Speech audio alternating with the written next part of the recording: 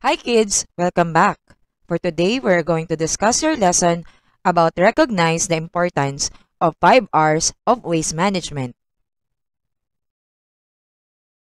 For our most essential learning competency, design a product out of local, recyclable, solid, and or liquid materials in making useful products.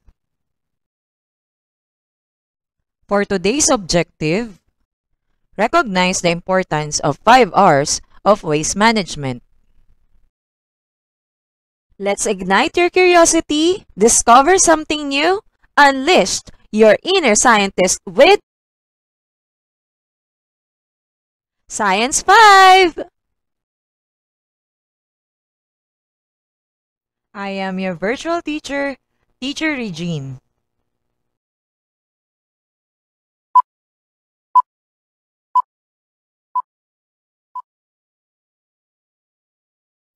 A clean environment contributes to the total well-being of the people who stays in that place and to the health of the planet as well.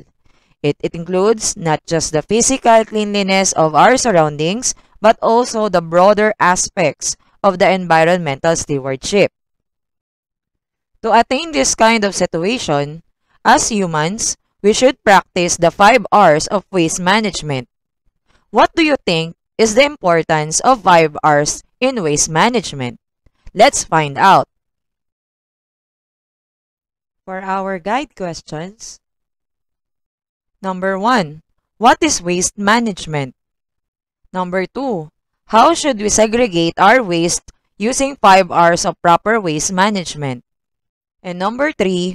What are the importance of 5 R's of waste management? Waste segregation. It is the process of separating the biodegradable waste such as food scraps, cotton, wool, wood, human and animal waste to non-biodegradable waste such as clothes, plastic bottles, and electronic waste.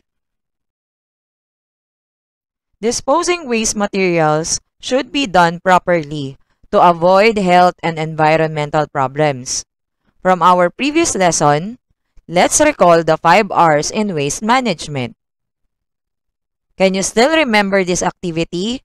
Let's try to segregate this set of waste on their proper waste bin.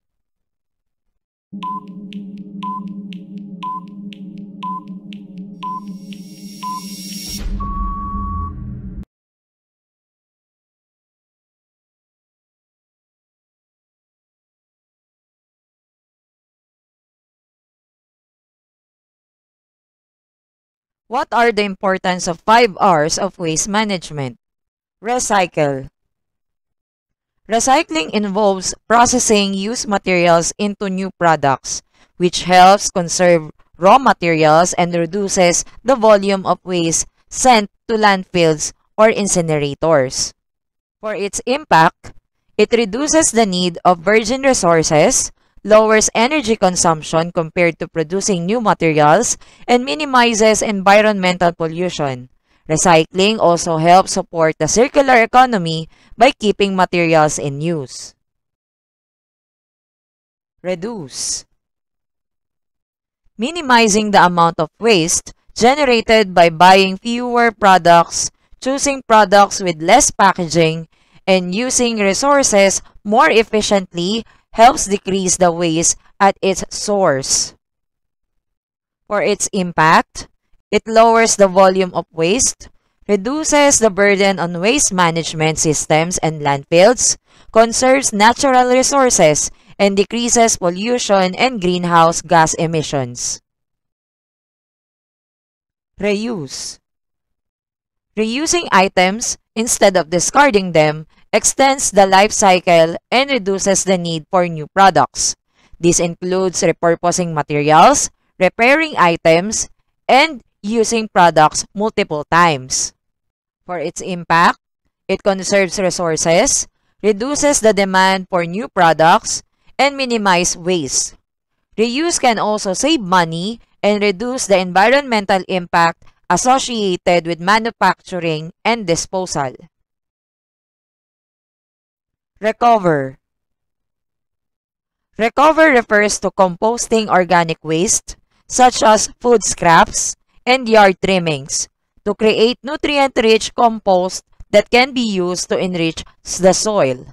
The impact of Recover: it diverts organic waste from landfills, reducing methane emission, a potential greenhouse gas, and enriching soil, which supports sustainable agriculture and gardening.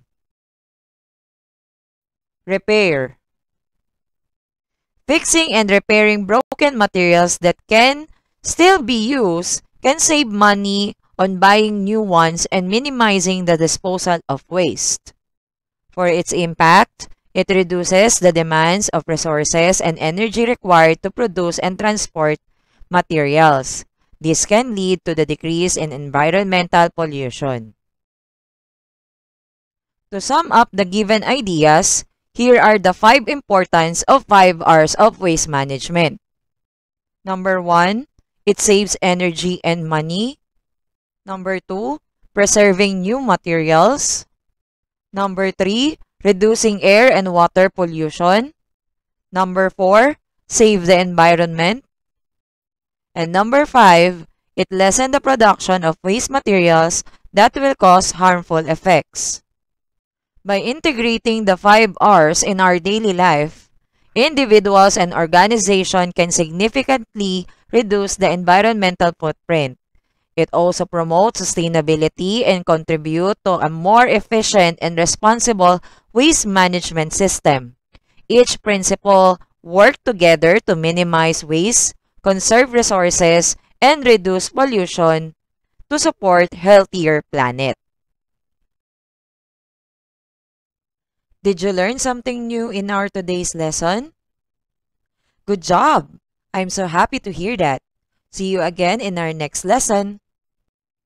This is your virtual teacher, Teacher Regine. See you again in our next one. Bye!